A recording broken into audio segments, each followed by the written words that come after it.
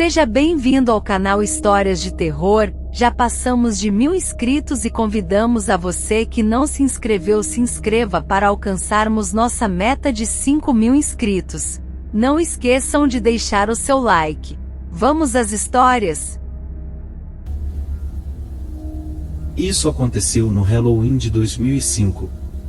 Eu tinha 15 anos, e me lembro de estar especialmente animado para o Halloween daquele ano, pois caiu em uma sexta-feira, o que significava que poderíamos ficar fora até mais tarde do que o normal. Eu ia sair para pedir doces com meu amigo Matheus, e depois iríamos para minha casa, para uma festa do pijama. Eu morava com meu pai, que trabalhava em turnos noturnos como segurança, e ele ficaria fora praticamente do pôr do sol ao nascer do sol, deixando Matheus e eu fazer o que quiséssemos. Matheus apareceu por volta das 18 horas, e nós rapidamente vestimos algumas fantasias baratas, e saímos para pedir doces no nosso bairro. Era sempre o pior bairro para pedir doces, pois morávamos em uma área com muitas árvores, onde as casas eram bem distantes uma da outra.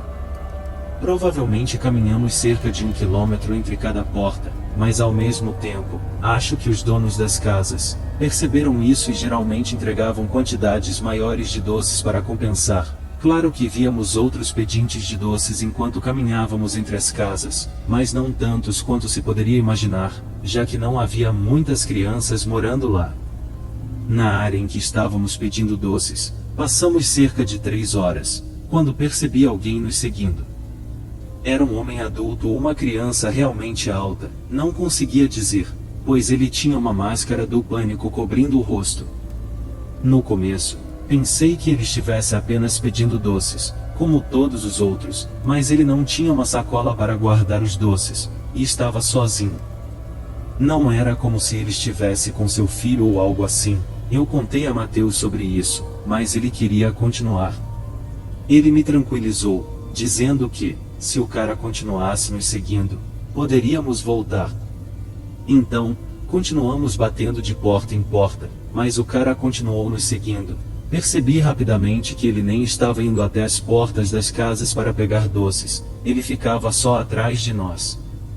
Novamente, contei isso a Matheus, e dessa vez pude perceber que ele estava um pouco mais tenso. Vimos um atalho pela floresta que levava diretamente para minha casa. Corremos assim que entramos na floresta. Não tínhamos ideia se estávamos sendo seguidos, mas de qualquer forma começamos a trancar todas as portas e janelas, assim que chegamos em casa. Lembro que estava trancando as portas do andar de cima quando ouvi uma batida na janela do meu quarto. Em pouco tempo também ouvi gritos lá embaixo. Era Matheus. Corri para encontrá-lo, e ele estava ao lado da janela da sala.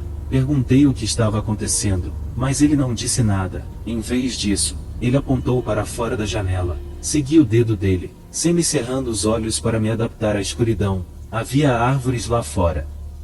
Olhei de volta para Matheus e perguntei o que ele havia visto. Ele me disse que o cara com a máscara do pânico estava lá fora. A princípio, pensei que ele estivesse apenas tentando me assustar, mas quando olhei de volta, vi que ele estava dentro da floresta, a meio caminho entre as árvores, coberto por uma delas, apenas parado e imóvel. Fui até a cozinha pegar o telefone, e liguei para o meu pai, enquanto caminhava de volta para a janela. Quando ele atendeu, disse a ele que havia um estranho do lado de fora, usando uma máscara do pânico, e eu informei que ele estava parado lá, observando a casa. Meu pai respondeu dizendo que provavelmente era apenas algum adolescente tentando assustá-los, e que deveríamos garantir que todas as portas estivessem trancadas e ignorá-lo. Não era a resposta que eu esperava, mas pensei que talvez ele estivesse certo. Matheus e eu subimos para o meu quarto, e fizemos o possível para esquecer, mas é claro que era praticamente tudo em que podíamos pensar. Começamos a tentar encontrar explicações razoáveis. Isso foi interrompido pelo som de vidro quebrando lá embaixo. Meu coração começou a acelerar, nenhum de nós sabia o que fazer. O telefone estava lá embaixo. Apagamos a luz e entramos no armário, nos arrastando para o fundo, atrás das roupas penduradas. Os próximos 5 minutos foram completamente silenciosos. Depois, ouvimos passos entrando no quarto. Eles começaram a caminhar pelo quarto, meu coração estava acelerado. Foi quando a porta do armário abriu lentamente. 1 minuto inteiro deve ter passado em silêncio, até que Mateus gritou. Fui puxado para fora do armário, ele estava ao meu lado, usando a máscara do pânico e segurando uma faca. Mateus estava lutando com ele no chão, mas durante a briga, o cara deixou cair a faca, e em questão de segundos, Mateus foi dominado, e eu peguei a faca e enfiei nas costas do cara. Ele caiu gritando de dor. Mateus levantou, e começamos a correr escada abaixo, saímos e corremos para a casa do meu vizinho. Quando chegamos lá, batemos na porta até que eles atenderam. Explicamos nossa situação, e eles nos deixaram entrar, enquanto ligavam para a polícia. Resumindo a história, a polícia não encontrou o sujeito, ele havia sumido da casa. Não havia nada que pudesse mostrar o encontro, exceto uma janela quebrada, e uma faca de cozinha desaparecida. Eles procuraram por um rastro de sangue, mas nunca encontraram um. Eu não sofri nenhum ferimento, mas Mateus infelizmente, ele não teve tanta sorte. Ele estava lutando com o sujeito, e acabou recebendo um corte profundo em seu braço. Até hoje, eu ainda penso naquela noite.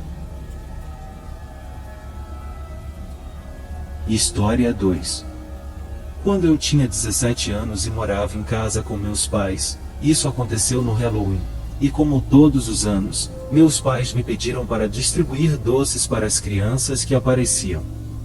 Eu não me importava, nossa sala de estar ficava bem ao lado da porta da frente, então eu só coloquei um filme, e me levantava sempre que a campainha tocava.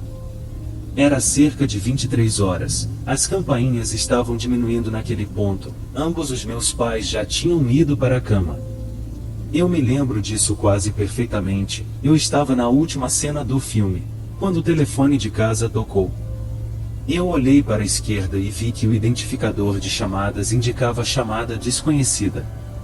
Literalmente, no dia anterior, tínhamos recebido um novo conjunto de telefones, com um novo número que ainda não havíamos dado a ninguém, então, eu duvidava que fosse alguém que eu conhecesse, mas mesmo assim, pensei em atender apenas para o caso. Peguei o telefone e disse alô, mas tudo o que pude ouvir foi uma respiração pesada. Eu desliguei o telefone. Pensei que eles tinham ligado para o número errado. Pouco depois, o telefone tocou novamente e mostrava a mesma coisa chamada desconhecida. Eu atendi de novo, perguntando quem estava falando. Desta vez, uma voz masculina respondeu.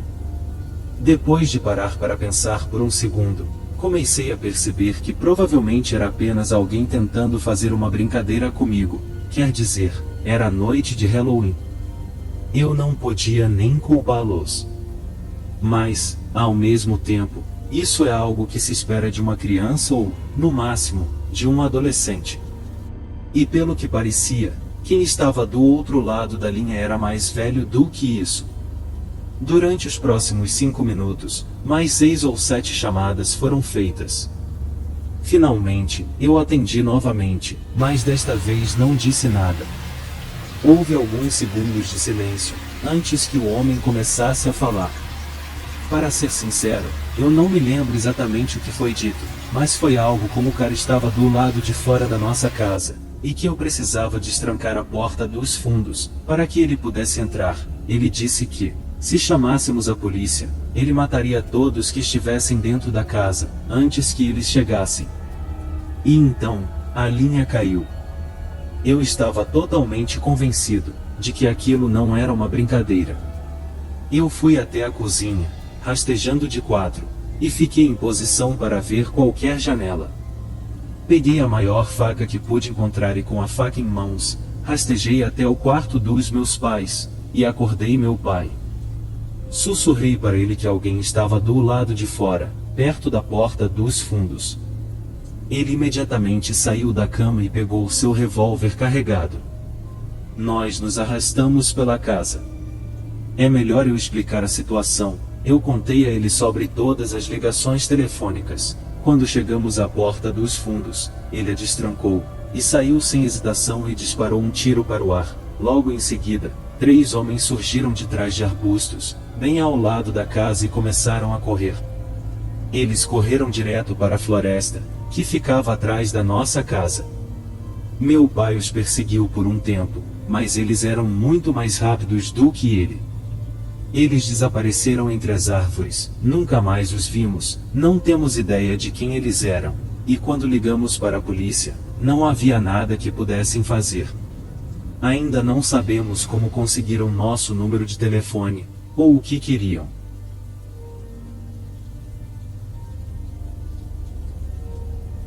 História 3. Isso aconteceu no ano passado, no Halloween. Eu tinha 19 anos na época e meu melhor amigo Mike tinha 17 anos. Nós dois sabíamos que éramos velhos demais para pedir doces, mas também sabíamos que passar a noite sem doces não seria divertido. Foi quando Mike teve uma ideia. Havia uma casa abandonada próxima à minha, e sempre dissemos que exploraríamos em algum momento. Pensamos que não havia noite melhor do que o Halloween. Esperamos até escurecer. E depois esperamos ainda mais, até que houvesse menos crianças pedindo doces. Pegamos lanternas e partimos. Levou alguns minutos, mas finalmente chegamos à casa. Claro, como estava abandonada, estava uma bagunça enorme, com lixo espalhado pelo chão e janelas fechadas. Entramos pela porta da frente, meio esperando que estivesse trancada, mas ela abriu. O lado de dentro estava completamente escuro, então usamos as lanternas para enxergar melhor. A luz não era muito forte, mas conseguimos explorar tudo no primeiro andar, e não encontramos nada interessante. Subimos as escadas e imediatamente vimos 2 quartos. Mike entrou no quarto da direita, e eu entrei no da esquerda. Fui olhando em gavetas e no armário, mas ainda não havia nada de interessante. Lembro que estava olhando pela janela, quando ouvi gritos ensurdecedores vindo do outro quarto. Era Mike. Corri para o quarto em que ele estava. Inicialmente não vi nada. Foi só quando direcionei minha lanterna para o canto esquerdo de trás, que vi Mike com um braço em volta do pescoço. A pessoa segurava Mike em um estrangulamento, e eu podia ver que o rosto dele estava ficando vermelho. Então fiz a única coisa que consegui pensar. Joguei minha lanterna com toda a força na pessoa. Consegui acertá-la no lado do corpo, e ela soltou Mike, gritando de dor e segurando o lado. Agora sem luz, descemos correndo as escadas, e conseguimos sair da casa no escuro. Quando saímos, corremos, mas não sem antes olhar para trás. Iluminados apenas pela luz da lua, vimos 3 figuras paradas na janela do andar de cima, olhando para nós. Finalmente paramos. Quando chegamos de volta à minha garagem, eu estava ofegante, sem fôlego, e nenhum de nós sabia o que pensar ou fazer. Não tínhamos ideia do que tínhamos acabado de encontrar. Mais tarde naquela noite, Mike me contou o que aconteceu quando entrou naquela sala. Ele explorou como todas as outras salas, mas depois de um tempo, notou algo brilhando no canto. Ele apontou a lanterna para lá, e viu que era uma máscara de Halloween. Então caminhou até lá. E foi então que ele percebeu que era uma pessoa. Gritou, mas foi rapidamente colocado em um estrangulamento. Foi quando eu entrei. O que mais me perturba é como Mike descreveu a pressão em seu pescoço. Ele disse que quem estava usando a máscara devia estar usando toda a sua força em seu pescoço.